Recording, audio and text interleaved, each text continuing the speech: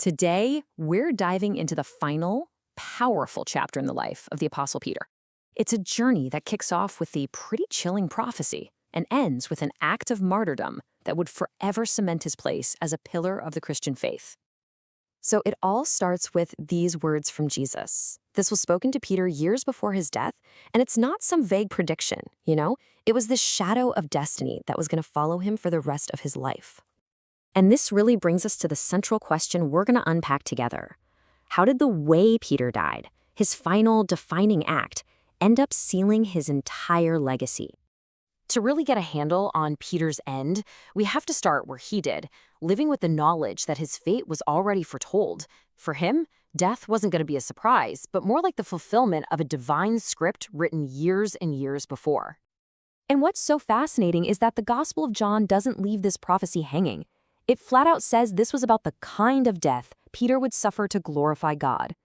Just imagine how that framed his entire ministry, knowing every sermon, every single journey was leading to an ultimate sacrifice that would mirror his own teacher's suffering. So if that was the prophecy, where did it lead? Well, historical accounts tell us it found its brutal fulfillment right in the heart of the Roman Empire, under the infamous Emperor Nero. Early church tradition places Peter's martyrdom right in the middle of Emperor Nero's reign.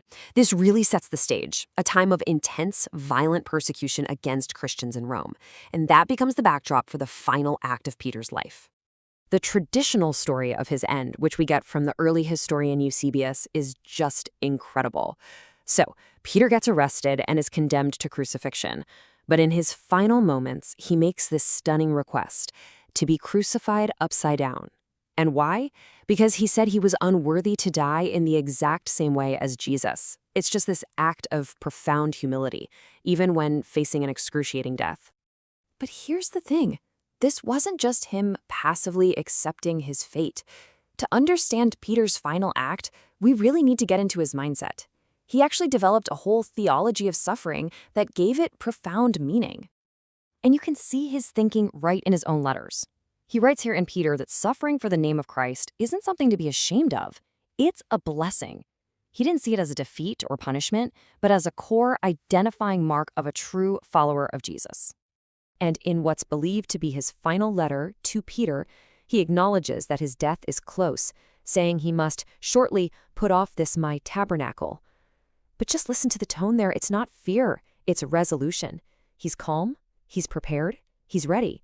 This is a man who has completely embraced his destiny. So, with his death, what kind of legacy did Peter leave behind? Well, it is so much more than just the story of a martyr. To really appreciate his legacy, you have to look at the whole arc. Remember, this is the same guy who once denied Christ 3 times out of fear. The same simple fisherman who stumbled. And yet, he became the bold preacher at Pentecost, a leader of the early church, and in the end, a fearless martyr.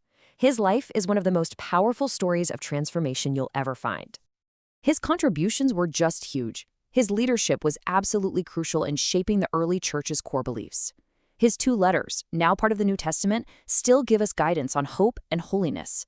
But maybe most powerfully, his own life story became a model, proof that failure is never the end of the story for those who come back with a humble heart. And this legacy didn't just stop with the early church. No way!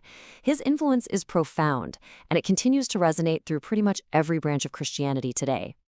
You can see his influence all over the place. In Roman Catholicism, he's seen as the first pope, the rock of the church. In Eastern Orthodoxy, he stands right alongside Paul as a co-founder of their apostolic tradition. And for Protestants, he's a key example of God's grace and the power of repentance. It's really amazing. Even with all the deep theological differences, Peter remains this powerful, unifying figure.